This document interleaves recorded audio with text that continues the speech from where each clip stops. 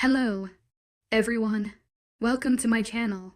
Today, I'm going to tell you about an extremely brilliant fantasy novel. The protagonists are in an extremely contradictory dilemma. Can you imagine a group of werewolves being attacked by hunters and witches near the supposedly safe royal palace forest? These werewolves are noble students of the Royal Academy, yet they encounter an unprecedented life and death crisis during a team training exercise. What's more outrageous is that their leader is a powerful female alpha. She is not only a third-rank werewolf but also a Watcher student. When attacked by witchcraft, her companions are all frozen and immobilized, leaving only her capable of resistance. Can she save the entire team with her own power? Let's step into this thrilling story together. Chapter 16. Detention and Baseless Rumors. 2.5 months had passed since the opening ceremony. Time flew by for the Watcher students, their days filled with relentless training and studying. The rigorous schedule left no room for days off, and the memory of their last free day lingered like a bitter aftertaste.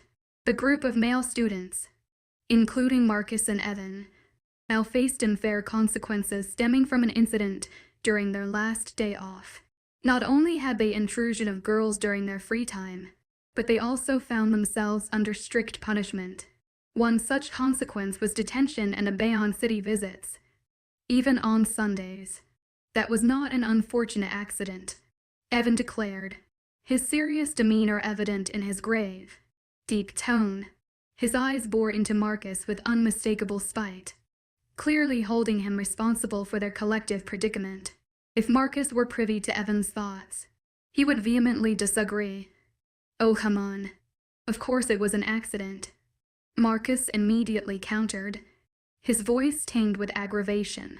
His sincere eyes and convincing tone served as powerful evidence of his innocence. To an outsider, his version of events might seem irrefutable. However, the other members of the group, well acquainted with Marcus's short temper and impulsive nature, cowed and dismissed the hard, cold evidence of what had transpired. The incident was far from accidental, and it was the very reason for their current punishment. Ironically, those responsible for the accident, primarily Marcus, felt the most wronged by the turn of events, even as the entire group suffered the consequences. The other members found themselves in the position of mediators, constantly placating the bickering between Marcus and Evan. Another amusing aspect of the situation was the predictability of their arguments, as this marked the 100th time they had rehashed the incident. The other students could recite the ensuing words by heart, having witnessed the same exchange play out countless times before. "Pushing those girls out of the car in the middle of nowhere, after making sure you were out of the city, was not an unfortunate incident. It was intentional," Evan replied. His condescending look and the mocking tone were meant to imply that Marcus was a fool. "They are werewolves and I left them in the forest. It is practically their home." "Ses," Marcus replied, upset, feeling it was really unfair for Evan to speak this way to him, when he was clearly an accomplice. Evan was after all in the car with him at that time. "Also, you are talking like I was the only one in the car that day. You were with me too. I did not hear you then about wanting to bring them back. You did not say, at least afterwards, that we should turn back for them. In fact, you actually sighed relieved and never said a word on the whole way back. Or what do you think? Should I still bring them back after those nasty words they said?" Marcus continued accusingly, his voice getting louder. "I did not say that. And did I say we should not react to what they said? Of course we should, but we should have done so with more tact. We should have punished them in such a way they could not have implicated us. And now look, even Alpha has detention, and she wasn't even in the car with us." Evan explained logical, while he pointed towards Celia. For the first time during their argument, Marcus was tongue-tied. Indeed, they had all been punished for his actions. He felt sorry for Celia, who was in fact the victim. After the dinner, which ended abruptly, as all of the pack members had lost their appetite and feigned the need to return to the academy for their studies, the pack members boarded their cars and started driving back. Even though Marcus and Evan had wanted to feign ignorance about the distribution of the extra people they brought with them to the mall, or in other words, pass on the burden of the two pestering girls to the others, as they hated having them as their passengers on the way back as well. Unfortunately, the others quickly alighted the cars and drove away, leaving them to no other choice but to unwillingly accept them in the car again. This wouldn't really be a problem normally. It was not like they would spend more gas money or suffer from their presence physically. Besides, they would also drive faster and be done with it. This was what they had hopefully thought, but who would have known that the torture would be mental, not physical? Unfortunately, the screechy voices of the two girls kept bothering their ears, without a second stop. One of them especially was just like a chicken. Of course, he meant no offense to the winged animals. It was like that damn girl did not even need time to breathe. Did she not care to maintain her life's sustaining functions? It certainly did seem that way. And if she did stop talking for half a second, it was only for the other to agree with her, as though her agreeing would make all the difference. He really regretted having them in the car at that time, regretted not abandoning them in the city. But as they were about to exit the mall, while using the pack link, he had told Celia that they should leave them there and go. And his alpha did not let him. She asked him to drive them back to the academy, and that would be the end of it. She was not particularly bothered by what they said. From young, her sister's friends had said more nasty things about her. Her classmates, her pack members, and even her family had never considered her capable. Compared to that, these girls were only childish. With her position as his pack's alpha, he listened to her, and for half of the way back, he tried to not say anything. He just acted like a driver. But one of the girls, whose name he did not bother to remember, started to say that her father was an assistant to the council, and if the guys wanted to, she could help them take Celia off the Watcher course. Of course, she said this after an intricate speech of how Celia had profited from them, charmed them into the leader position, and was only leading them by the nose. She had said that Celia did not bother to just choose one of them as a boyfriend, to ensure they all listened to her. She also stated that she tricked them, as her poker face and somber mannerism were only a mask, so they could do her bidding without Celia being forced to sleep with any of them. He was aware that pure friendship without other implications might seem weird to others, but they truly got along well as a pack, and he also sensed a camaraderie with the other guys. There were no romantic feelings involved, so naturally the idea of seducing them was preposterous. Moreover, he knew firsthand that she had gained the leadership position fair and square, but to contradict the woman meant that he would give her the opportunity to converse with him even more, as they would debate Celia's legitimacy as the alpha of their pack. Of course, if someone would dare spread rumors about his alpha, he would beat them to a pulp. But these were girls, and frankly for him, girls were scarier than guys when arguing. Any word he might say in Celia's defense could fuel the rumors even more. So when the word she said crossed the line, he did not bother to correct her. Actually, he did not say anything at all, and just left her on the side of the road on the way back. He also left the other girl who, although with a bit more tact, approved and commented on the side. This generated the current situation in which Lysa's father appealed directly to the Royal Academy to have him leave the Watcher course. But having gained the position of a Watcher student, it was not so easy to have him leave as her father had thought. Moreover, Celia spoke up for Marcus, saying that it was her responsibility as the pack's leader. The other guys also confessing they had planned it together.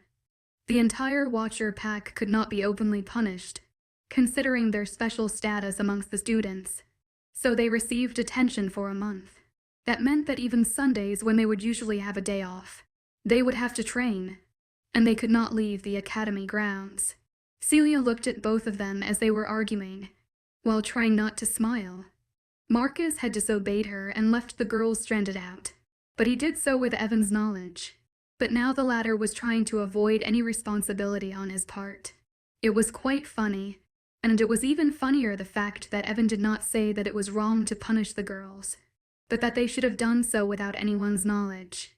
She asked them why they came back alone on that day, but they both said that the girls had alighted the car earlier. It was not a total lie, they said later, when she found out just where the girls were actually left. The second consequence of their mischief was the current situation they were placed in. And the situation was the fact they were to take part in a new exercise that involved all the categories of students together and counted in their evaluation. Because of the accident, as Marcus had put it, the teachers felt that the Watcher students must integrate more with the other students, and this would be accomplished by interacting with the other classes, directly helping each other to obtain their grades. The exercise implied that each Watcher student was to become an alpha for a pack formed with others from the first and second grade. Each pack would contain an alpha represented by one of the Watcher students. 1 or 2 students stack doctors, 5 to 10 trackers, betas, gamma S, deltas, normal pack members, etc. In all, there were about 50 members for each pack. The fun part of it was that each pack would be left in different parts of the forest near the royal palace to ensure that the exercise was done in a natural environment, to force them to fend for themselves for 2 weeks. In the same time, they would still be protected, considering the proximity of the packs to His Highness, the strongest of the werewolves. But it was the second part of November, which meant it was quite cold, and it would also certainly start snowing soon enough. Needless to say, in such conditions no one was excited about the exercise. This was the main reason as to why Evan was upset, as he hated the cold. All right, stop arguing. It doesn't matter anymore who was at fault. Anyway, the exercise only lasts 2 weeks. Next year we will have to endure even harsher environments when the practical training starts. Might as well get used to it. Celia intervened timely, trying to settle peacefully the argument. And she was right. As students in the 2nd grade, their studies would be diminished in favor of practical training in forest. They would have to visit packs and start learning beside their seniors. Realizing she was correct, they immediately settled down, then started to check their backpacks to see if they missed something they might need. The packs were picked by the teachers to ensure fairness. Thus each student could not decide for themselves. They chose in ways to balance the strength of members. And because of this, unfortunately, for Celia, being the alpha of the Watchers meant weaker students. And for the lowest ranked Watcher students, stronger members were chosen. All right. Please everyone gather behind your alpha and we will start marching towards the forest. The combat teacher, Britain, said with a loud voice. He was currently speaking to about 5 students and he wanted to make sure each one heard his words. See, Elias' new temporary pack reluctantly gathered behind her. If they had a choice, most wouldn't have picked her. Since the beginning of the year, many rumors circulated around her, and the general opinion formed was quite bad.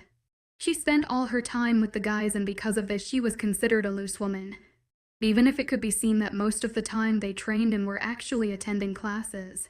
So like it or not, they had to be together. She became the leader of the pack even if she did not look the part, and most girls could not stand her as she had charmed her pack members to help her gain it. In their opinion, the problem was that most of the Watcher training was done behind closed doors, so no one had actually seen her strength. And the video of her winning the melee war could not be seen by the students, as only the teachers, the council, the close assistants, and the king could actually see it. But the knowledge that only 3rd-ranked members could be part of the Watcher pack was public information. It was just that this part was ignored by them. They only chose to believe what they saw with their own eyes, as most rumors don't follow common sense. The first rumor had degenerated in countless baseless rumors, each one nastier than the other. Celia was not that bothered by their words, though what she couldn't understand was how could they really think she managed to seduce so many alpha-ranked werewolves. In her previous pack there was not one boy who liked her while growing up. Most guys had liked her outgoing sister, instead of her introvert self. Even her mate had felt her sister was beautiful and perfect. It baffled her that everyone thought she had such an amazing ability. But the fact that she never tried to deny the rumors actually made things worse. She and the other guys thought it would die down, but it only escalated further. Behind her back, the Watcher students had even tried to threaten a few students when they caught them whispering and ridiculing her. But it made the matter worse as it confirmed that they were in fact charmed by her. So the training that they would take part in would be quite difficult for her. She thought there could be no pack If the leader was not respected, she sighed and took the backpack from the ground and put it on her back. Well, at least she hoped that the training would go without a hitch, though it seemed highly unlikely as the girls, which were about 40 in the total of her 50 pack members, were already hating her guts. Chapter 17. Winter Magic. Celia's temporary pack settled down near a creek in the heavily snowed dark forest. Normally, the large area covered with trees that preceded the royal palace was rich in natural resources. Rabbits, deers, foxes, squirrels, all kind of animals and different kind of birds formed its rich natural above-ground ecosystem. In the river as well. Even an inexperienced fisherman would surely catch a lot of nourishing fishes. Considering such facts, the makeshift packs would normally be well fed in this lush patch of nature. They had fishes as a main food source and they could also hunt. The forest would be a perfect place to assure their daily lives in the summer. The problem was that it was winter now, not to mention freezing cold. So even if there were a lot of animals, most would be hibernating and the animals that wouldn't would be scarce. The creek was also starting to freeze, and the fishes had most likely settled already at the deep bottom, if there were still fishes left in the creek. So each one of those rich resources, unfortunately, could not entirely be depended upon. The solution was to make the most out of everything they could find, which meant the students had to hunt on their own to assure their everyday meal. An activity that took most of the students' time. One might think that these were not conditions for the students to be put through, and the students would agree with such opinions. But they were not ordinary humans. They were werewolves. They were stronger than humans, faster. Their senses were hundreds of times better than humans. Their stamina far surpassed theirs, and they were also resilient to cold. At least they were supposed to be. But looking at the girls around her, honestly, if it weren't for the specific scent a wolf had, she could swear they were humans. I am dying of cold. I can't stand anymore. Lisa stated aggrieved, the second-grade student who most likely was the source of all the rumors about Celia. How would she know for certain? Well, the rumors that were said were very similar to what she knew from Marcus. It was the same words she said before, those that had determined Marcus to leave her in the middle of nowhere. So it didn't take a genius to figure it out.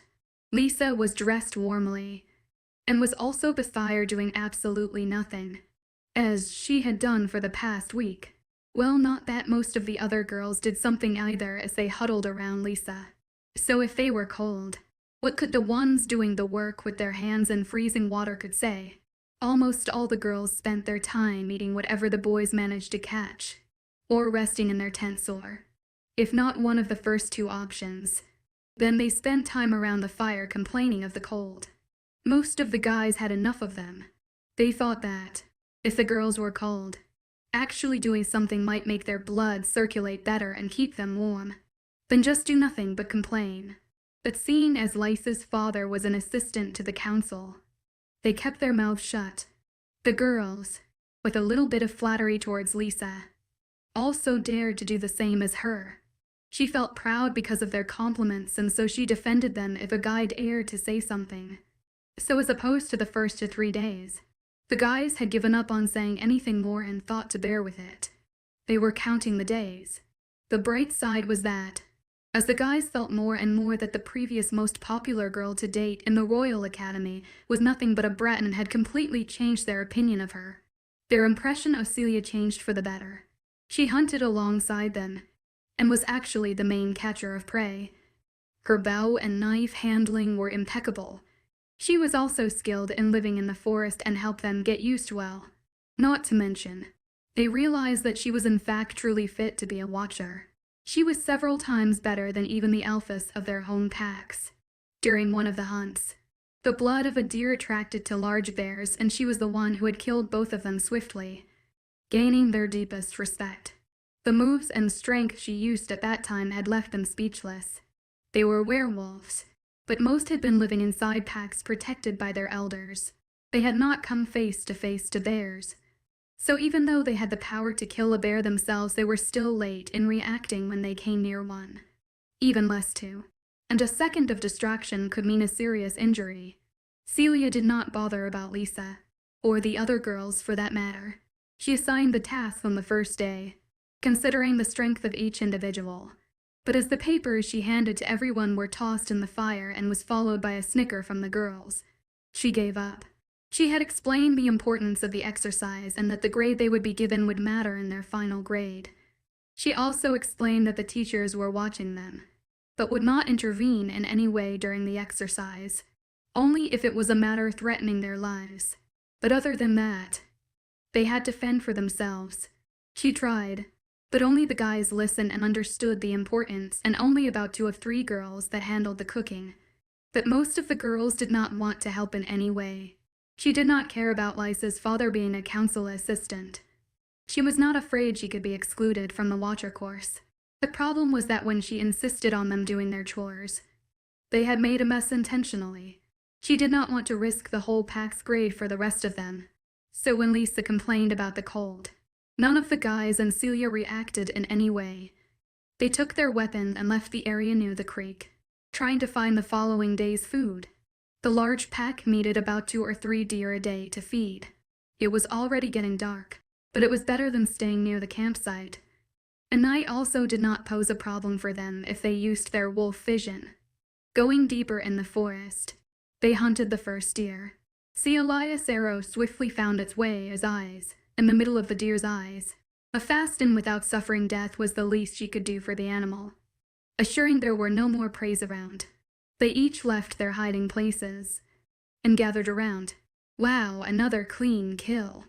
You are amazing, Alpha," one of the guys enthusiastically stated, a sentiment shared by the others too. It was the first time they had seen her shots, but it still amazed them each time.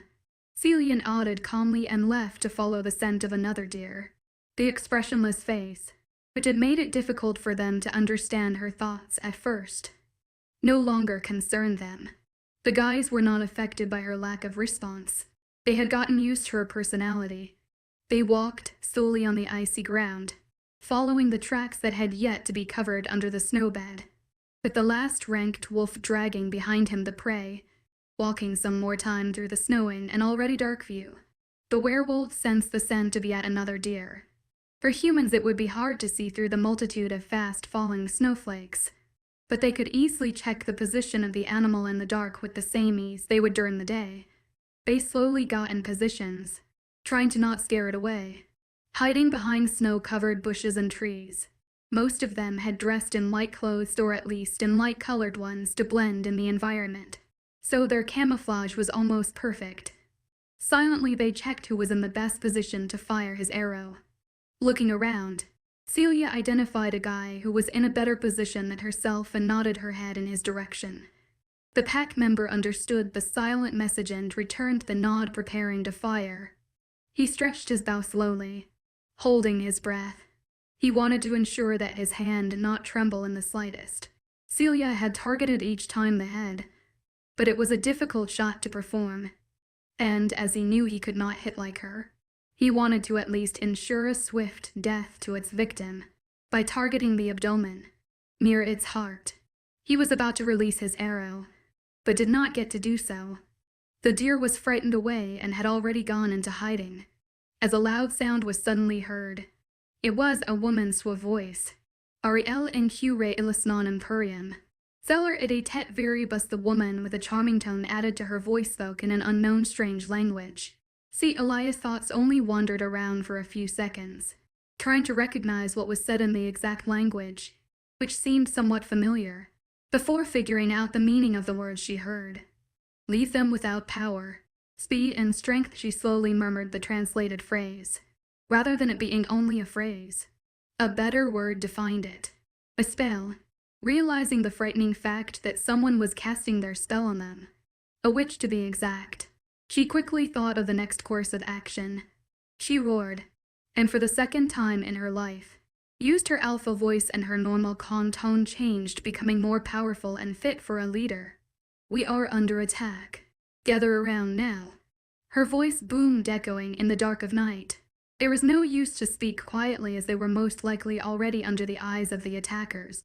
The meaning of the spell was to render them immobile and without the force to resist to whatever would follow. so the Alpha's order she hoped would work to group them up before the effect of the spell showed. She did not know if the others had understood that it was a spell and did not want them doubting her words, and to be late in reacting, so she used waning as strength to empower her words. Since she left her previous pack, waning had kept staying mostly in the back of her mind. Sometimes she would reply, but mostly her voice could not be heard, so she had not used waning as wolf power since a while ago. But she was still able to use her strength now. For this she was thankful. Crescent was an alpha also, but she was not certain that Crescent's voice could overpower the spell. Crescent also would never take over her body without Celia's permission. For now she would deal with the problem with her human side. The other werewolves gathered around her quickly, compelled by her words. The members were left speechless of how easily she had made them submit to her will, but realizing the dire situation they were in, they did not try to resist or second-guess her. All of them knew that the exercise was meant for them to bond with the different grades and types of students during harsh conditions. They were not meant to receive unexpected attacks, and certainly not from witches. This forest, although vastly large, was still in the area of the royal palace, and witches or other supernatural creatures were not permitted to even approach its border without express permission from His Highness. So naturally, they could only assume it was not a drill, but a real-life endangering situation, just as the last werewolf hurried towards the group. Finally, the spell worked its magic. They felt their weight getting heavier, until most of them fell to their knees. Celia was still on her feet with a couple of the stronger werewolves, but the latter were also beginning to falter. Shortly, the spell was in full effect, so the stronger werewolves also fell to their knees. A second spell was cast not a moment later, as a white shiny mist glittered between the falling snowflakes, strengthening the first one, and preventing them from even moving. If not for the dangerous situation they were in, one would find that it was a beautiful sight. A true sight of winter magic was all around them. Celia as well could not be bothered to notice it, as she forcefully steadied her feet, and because of the struggle to fight the spells, her eyes darkened instantly and her fangs and claws grew pointed. Her breath wrath-waxed team could be seen in the dark, as her pulse and heartbeat heightened. The other werewolves were trying to move. They were even trying to shift into their wolves, but it was no use. They could not change their position in the slightest. She ignored their struggles, and the sounds they were making, trying to pinpoint the movements and sounds of the intruders. But she did not move her feet, or even her head for that matter, trying to not give away the fact that if she tried a little harder she would be able to. The enemy was in the dark. They were in plain sight and vulnerable, as she was the only one who could attack. The only advantage was the fact that no one knew of her strength and the fact that the spell had not a strong effect it should have on her, and she did not want to make them aware without first knowing with who she was dealing with. Well, oh witch, well, oh witch, well, what do we have here? A girl still standing. Now this is something I would have never imagined, said a male's hoarse voice, with screeching sound made by stepping on the frozen snow. She could slowly make out the contour of the male as he approached until the dark silhouette transformed into a clear image. He was followed by 10 or more others behind him. They were the last people she would ever expect to collude with witches. By their clothes and weapons she was certain. They were hunters. Chapter 18. First-hand experience. Now this is truly something you don't see every day. A deep voice rang surprised with a bit of a tinge of mocking tone added to it. The person who seemed to be the head of the hunters was perhaps no older than 45-50 years old, dressed in khaki dark clothes, with a black puffed vest and a fur hat. He looked just like a regular animal hunter, and the rest who appeared from behind the man were more or less dressed in the same manner. What would differentiate them from normal hunters, though, would be the fact that in the multitude of guns and rifles which were hanging from their belts, backs and in their hands, wolfbane-filled bullets were loaded. They most likely had wolfbane smeared even on the small knives which were hanging from their thighs. Chief, how come she is still standing? Was the witch has spell absolute? Asked confused one of the younger people coming out from between the lifeless frozen Ryzyup. This should be the case. The chief replied pensively, and quickly pointed his weapon towards Celia in a defensive stance, perhaps trying to test if the spell had also affected her. But even in the weapon's direct range, she did not move an inch. Even her eyes did not blink. Luckily, her fangs were hidden inside the closed mouth. Her claws covered by the sleeves of her white coat, and her dark eyes could only be seen clearly if you were to approach her. These facts, added to the dark of night, made it impossible for regular humans to easily perceive her partially transformed form. Then it seemed she froze standing. It could be the second spell got to her before the first one. What werewolf would not move when a deadly wolfbane-filled rifle was pointed at it? The older man reckoned.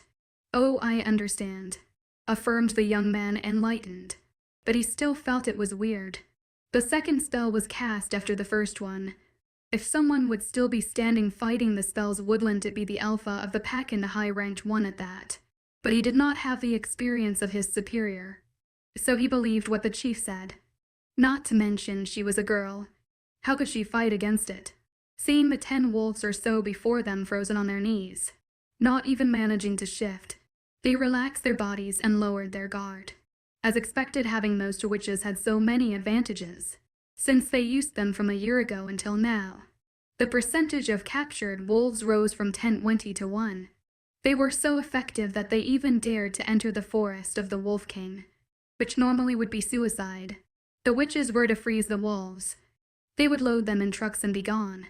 It would take no more than 2 hours. And their source had also assured him that the only being who could feel something was amiss so fast as to hinder their plan. The king was not in his palace tonight. Normally, even if this method of hunting was effective, it was difficult to attack a normal pack. Even the smallest pack they knew had about 1,000 wolves, and the spell could not cover enough ground to ensure they could capture every wolf, as only capturing a portion of a group would infuriate the rest. The consequence would be a united retaliation from the rest of the members, and they would be killed immediately. This last year they mostly captured strays, but they were too to help them in their goal. To find out about the exercise that was held these weeks coupled with the king's absence, such a large group of werewolves at once, also young and easily controllable, was truly a blessing. Another advantage was that capturing the werewolves under the watch of the king would tone down his authority. Each group of students had pups from around the world. It would help if it riled the werewolves up to revolt and keep the king occupied for some time. Now then, while the non-combatant members of your little makeshift pack are captured, let's ask some questions. The chief of the hunters said, relaxed, lowering himself to one of the werewolves that seemed smaller and easier to interrogate. Normally, under the influence of the spell, the werewolves were totally silenced. But the hunter had on his neck a small amulet that nullified partially the effect of the second spell. So even though the last-ranked werewolf, who still had the deer beside him, could not move, he would still answer the questions regardless of his will. Which one of the males here is the alpha? Little pup, he serenely asked, disregarding Celia's presence altogether through his question. The young wolf was scared hearing the malicious voice and angry feeling his inability to react to an attack. But even so, the solidarity with his pack would not let him answer honestly the question. He wanted to lie, but unfortunately the amulet also had the effect of making one answer questions truthfully. So instead of a lie, the truth came out. Celia is the alpha. The words easily slipped from his lips, making even him baffled of what he had uttered. Exception. Celia repeated the name, wide-eyed the hunter, briskly raising his gaze towards the only female between them. Then, after half a second, continued speaking. Now that is interesting. This explains better why the young female pup is still standing. Celia was more and more covered in snow, with small snowflakes littering her face and hair, as the small pieces of sculpted ice kept melting on the warm werewolf girl's skin. Small droplets of water adorned her beautiful face all around. One could mistake this water for sweat caused by the evident fright of the situation. Perhaps this was also in the minds of the hunters, but she still did not react to their words. To dare enter His Highness's forest. Something important was happening. She already found out that they wanted them captured, instead of killed. When would hunters not kill a werewolf on sight? Why the need to capture them alive? Perhaps she could find out a little bit more. She also did not dare act trashly, knowing now that they only wanted to capture them. If help was already on the way and she did not wait? What if it resulted in the death of some of the werewolves? She could still wait a little longer. As long as the hunters talk, she would not act. But how can a female wolf be the alpha? What is her rank and what type of student is she? Asked again the hunter. He was really curious. Might as well ask a little more. Before the trucks with the other werewolves arrived. Celia is a third-rank wolf. She is a watcher student. Slipped again the words from his mouth. Even though this time the werewolf did not want to answer at all. All the hunters that had been listening were fairly surprised at this piece of information, which made them listen more intently to the interrogation. All the attention was on the conversation between the two. A watcher student and a third-ranked werewolf all in one. We have never captured a watcher before. They neglected to inform us of there being watcher students in the exercise. Those stupid wolves can't even do this little work right. Well, at least the capture of a watcher student redeems them a bit. The older man sighed, shaking his head from side to approvingly. Don't mess with our alpha. The young werewolf affirmed, angry through gritted teeth. He really cursed the man inside his mind. When he was asked a question, he replied easily, even without meaning to. But if he wanted to speak of his own volition, it was difficult.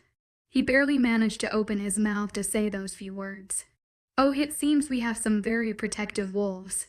Smirking pleased, the hunter spoke mockingly at the futile attempt to retaliate, seeing that the other werewolves were also trying to move angrily. Because of the sarcastic words, all the hunters snickered haughtily, with some even whistling as though they agreed, with his smile growing even larger because of the response.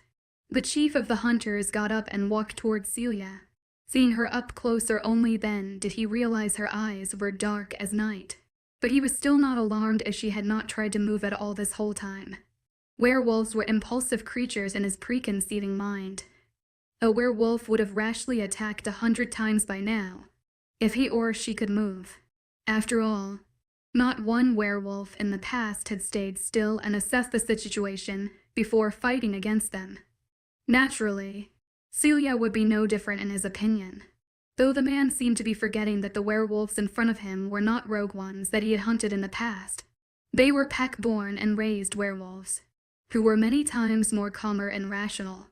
What a beautiful female wolf. Who would say you would be a third-rank wolf? Little pup, you look quite delicious. What do you say, boys? He said, licking his lips. The hunters got the lewd remark and smirked even more. So do we get a shot? Some of them enthusiastically quickly tried their luck. Only after I get the first taste, boys. Only after that. The grinning hunter affirmed, indulgent. Lowering his guard even more, that he placed his rifle on his back instead of still carrying it in his hands. The trucks arrived while he still admired the unmoving Celia. He had even raised his hand to caress her face, but stopped himself when the other hunters got down from the trucks to load their prey. Hey chief, could we also take the deer? How about some barbecue tonight? The young hunter, who was still standing next to the last ranked werewolf, asked happily. Sure, that's a wonderful, started to say the distracted chief, taking his eyes off of Celia to look in the direction of the young hunter. But he was stopped in his reply as Celia's hand was already on his neck. When he regained his mind a second later, feeling the choke, he realized that his feet were barely even touching the ground. Celia knew she waited for as long as she could, but in the distance she could not hear the sounds of help coming. If she were to wait to be transported, it would be even more difficult to save her and the others. So she decided to place her trust in her strength and that of her wolves. They helped her before when she was attacked by rogues. So even if it was her first-hand experience in dealing with hunters, she was determined to survive and help her pack survive also. If help did not come, she would be that help. Chief, yelled afraid the young hunter, as he saw his chief held by one hand in the air by the female wolf and could not believe his eyes. She was supposed to be immobile. How could she move so fast that his eyes could not even keep up with her movements? Even if they had not dealt with their drank wolves before, the high-ranked wolf should still be at least slowed down somewhat. if the spell could not stop their movements altogether. But she did not seem to be the least bit affected by it. The other hunters also turned their eyes towards their chief armed. They were about to carry the werewolves. So they did not have their eyes on the older man, Celia. Seeing the unbelievable position of the man who was currently struggling to remove Celia's arm, they immediately raised their weapons, but could not shoot as the chief was in her hand. Even if the wolfbane did not kill their chief, the bullet that contained it still could. They could not risk moving rashly. "Let him go, you monster, or we'll shoot," one of the hunters ordered with authority. He was still under the impression they had the situation under control. "Let the girls come down from the truck and leave. If you do not want your chief's neck broken like a twig," she calmly and expressionlessly said. She did not falter and give in to their threat, even if she did not get along with the other girls. She was still the alpha. The alpha's job was to ensure protection. "How" was the only word that could come out of the chief's mouth as he felt his air cut off. His hands were on her right arm, trying to break himself free, but even a finger he could not peel off of his neck. She was like made of stone, and her black eyes and calm, cold face made him feel fear like no other wolf before her did. The beautiful, ethereal girl that was currently in front of him was moments away from actually killing him. He should have never let his guard down, but never in a million years would he expect her strength. The hunters were even more surprised. Her voice did not hold a speck of fear despite the 20 guns pointed at her. 1 bullet would render her wounded. 2 bullets would render her in critical condition. 3 bullets would render her body unable to regenerate, and 4 would kill her instantly. But she showed no fear in front of 20 potential bullets that could hit her, or even more if they kept on firing. They were in a deadlock, but she still said again, this time with more power, "Let the girls down, or I will kill you all. You have 5 seconds." One. She raised her voice and revealed her protruded fangs. Snarling at them, she was determined to fight until death. She even raised their chief higher that his feet left the ground, to show them she meant her words. Her left hand was raised, counting the seconds, and as she said the word 1, the chief, being in her grasp, saw her palm. The other might not be so well informed as him, but his sources had informed him of many details, even about watchers. So even though he had not met one before, he could still recognize the mark of an alpha of a pack of watchers. It meant they were in the presence of a werewolf only ranked below the werewolf council. With this frightening realization in mind, another even more scary thought followed. They could not survive such an encounter unscathed. They were screwed, he finally thought. Chapter 19. The hunters who cry wolf too, counted loudly Celia, her voice never faltering. She did not want to give the least bit sign of weakness, but her heart was pounding in her chest. "Please help me be strong." She reached out to the only ones who could offer support right now. Her wolves. "I am here," Celia immediately acknowledged Crescent. It seemed that Waning was still not able to answer, but she felt that at least her aura increased, and she was certain that the power that coursed through her far surpassed Crescent's. So it was surely the white wolf lending her strength. Still, she should really hold a proper conversation with her, she thought. Waning had always been quiet, but she had never been this quiet like she was these last few months. Well, the conversation would be later. That as if she made it out alive. With the corner of her eye she checked on the other werewolves. They appeared to be still immobile, and as the hunters had said, they were to be taken. Most likely they would not be killed until the goal of the hunters, whatever that was, would be accomplished. It meant that even if she dared act on her own, the other werewolves would still be safe. They would still be kept alive as they were not an immediate threat. 3. She continued louder and more determined, raising another clawed finger in the air. The situation was tensed. The hunters were confused on what to do. They already felt how fast she was. She would surely take down 1 or 2 of them until they could put her down, and no one wanted to be in those 1 or 2 people. But still, how could they abandon the chief? He was the brain of the operation, and without him other groups of hunters would overtake them. Not to mention, he was the one controlling the witches. Seeing they appeared unwilling to listen to her words, she sank her claws tighter around the chief's neck, making him gasp even more, as he lacked the ability to breathe in the slightest. Perhaps you reckon that like this she would be more convincing. Or maybe it had only been a move caused by nervousness. Either way, unfortunately, it had the opposite effect. A single loud sound was heard as a bullet was released from one of the riffles. The young hunter that was by the deer had lost his composure and, while trembling due to a terrifying fright, had accidentally pulled the trigger, putting an unwitting end to the stalemate situation. Feeling the wound in her left side of the abdomen and the wolf's bane that quickly entered her body, sending ripples of pains like she never felt before, Celia tightened her clawed hand, involuntarily cracking the neck of the hunter. It was the first time she killed someone, even if she did not mean to. Normally her own actions should have trapped her in confusion and stilled her into place because of the traumatic act. But the situation and the adrenaline pumping in her body made her continue thinking about the next step instead of breaking down. She could not waste time thinking about the life she took. Realizing that as he was dead the chief had lost his value as a hostage, she quickly tossed the lifeless body towards the hunters, hoping she could at least distract them for a moment and perhaps lessen their numbers. 2 hunters were hit by the older man's big-built corpse that she had thrown with force towards them, causing them to crash in a nearby tree. Before losing their consciousness, she was not sure how much time she had left until her body shut down because of the wolf's bane, as it reacted differently for each wolf. Perhaps she had a bit more time than what she had learned in the courses because of her 2 wolves, but she did not want to take any chances.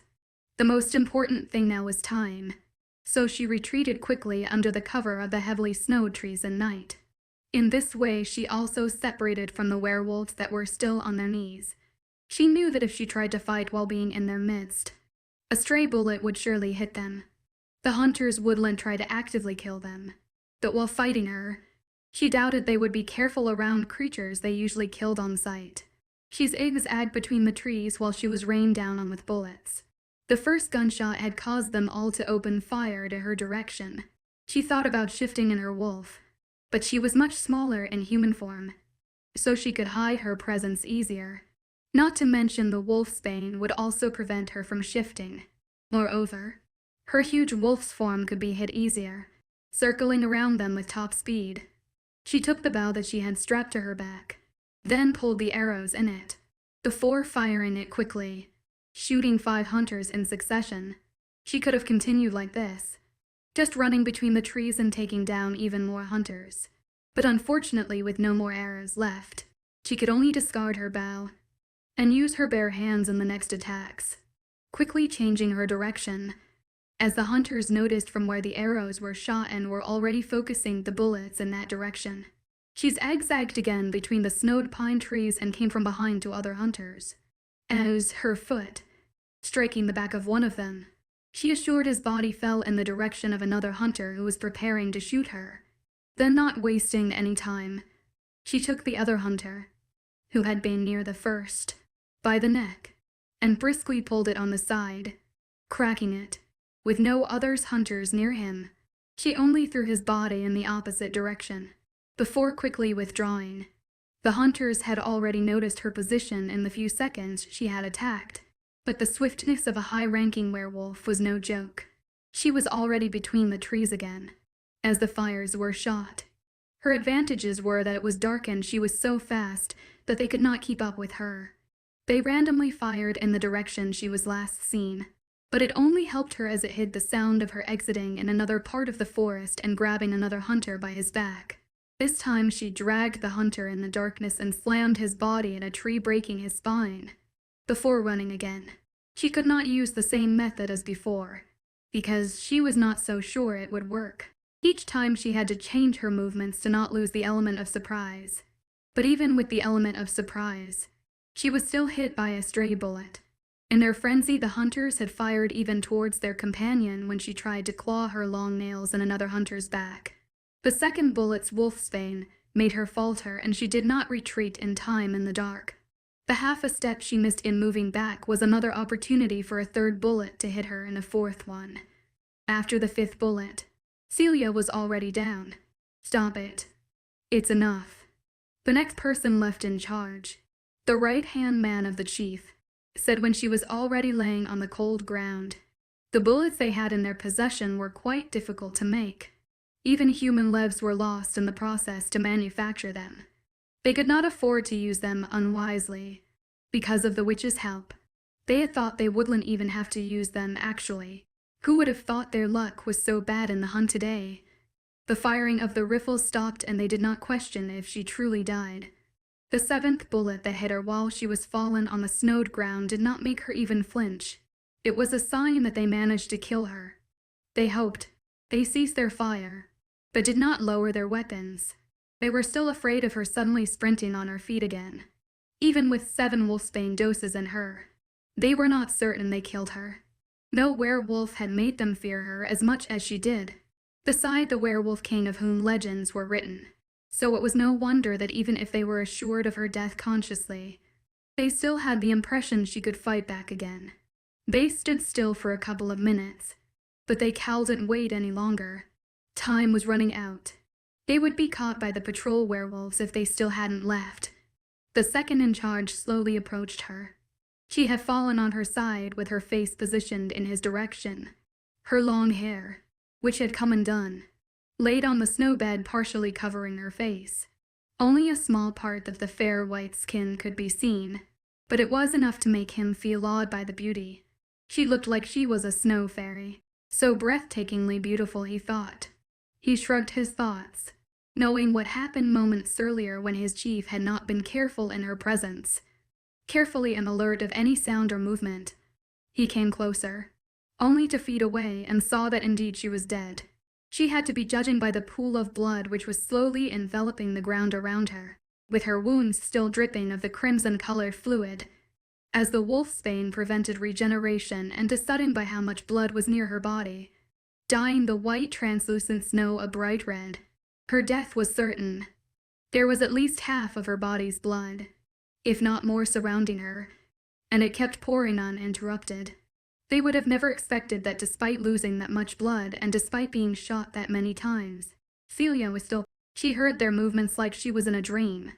They seemed like they were far away, but she did not have more strength to even move a finger. She was scared and helpless. Even her pulse and breathing slowed down until they were barely there at all. Laying on the cold, white snow, she did not feel its coldness. Physically, she did not feel much at all. The wolfsbane had numbed her entirely. Mentally, she was suffering. She was upset because she did not accomplish her dreams. Her life had just barely begun a few months ago. She had just started to work for her goals, but it seemed like it would all come to an end. Her life did not pass before her eyes like one would imagine to before their death, but she still felt an enormous amount of fear and loss of everything that mattered to her. She thought of her brother, of her new friends, and involuntarily the last face she saw in her mind was of the werewolf king. "Celia, Celia," shouted desperately Crescent, but she could no longer reply, even if to say one word mentally. Seeing her helpless state, Crescent had lost all hope. These were their last moments before death. "I am here. Do not worry." Waning, the previous absent white wolf, encouraged finally, the assuring voice and words. The presence of the one who always protected Celia and her made Crescent feel like a stone had been lifted from her chest. Waning was always like the big sister of the three, the one on whom they could depend. Waning. Celia is not answering. Her consciousness is slipping. She immediately informed, frightened. Would Waning be able to still help like she had done in the past? The situation was as dire as it could be. "It is all right. It takes more than a little wolfsbane and bullets to kill us." Now move back deep in her mind. "Hurry." Waning calmed Crescent down briefly before asking her to take her place. There was no time to tell Crescent what she was about to do, and there was also no need to. Like always, Crescent did not question Waning. She hurriedly did as the latter instructed. "Celia, I know that you do not have enough strength, but I need you to meet me halfway, just like how we did for the seer test." Waning finally spoke to the human side, who had only been a spectator to their interaction. Her powers were quickly failing her. Celia heard her just before falling unconscious completely, and with her last bit of strength forced herself to concentrate. In the dark zone of her mind, the area where wolves would generally be, a white splendid wolf sat with her paws in front of her, Her stature was magnificent. Her gray eyes shined as she was calmly waiting for Celia. She could not move closer as she was already way in the middle. In the distance she saw her approaching with difficulty, but could not help her in the slightest, even though in her own mind, Celia took the appearance she had on the outside, an evidence of the mental shattered state. Her white clothes were ragged and full of blood that kept dripping on the floor. A small drop of blood was even on her lips. She slowly, but steadily approached until she collapsed in front of the white wolf. She seemed so small usually compared to Waning. Even if she stood up, the latter would still be taller. Now, while laid on the floor, it looked like she was a child. Waning got up and with her nuzzle approached Celia's face, comforting her. "You did well until now. Leave it to me from this point forward." And as she said this, their places were reversed. Waning was in the place where Celia was previously collapsed, while Celia was in Waning's previous place. Waning waited no more, only turned around and ran towards the way Celia came from. She would make them pay for forcing her out of her place. Their situation was already dire, and now these hunters added to their problems. She ought to show them just who they dared mess with. The majestic wolf angrily thought. The outside body was still in place during their interaction. The claws, the fangs, the blackness covering her whole eyes had already vanished when she had fallen unconscious, as she was not able to maintain them. It looked just like a normal human body. She was still like this, while the second in command ordered the other remaining hunters to quickly gather the werewolves and prepare to leave. The ongoing struggles would surely alert the werewolves who were supposed to keep watch over the students. The creatures had not intervened until now because of a third concealed spell which could keep at bay the changes in the smells and sounds in the atmosphere for a short period of time. It was a spell that, although useful on a short period of time, detrimental for their situation on the long run. Turning around to direct the hunters, the second in command did not realize that he had made the same mistake as his former superior. He had utterly underestimated the first-ranked werewolf who was already transforming again to her partial shifted appearance.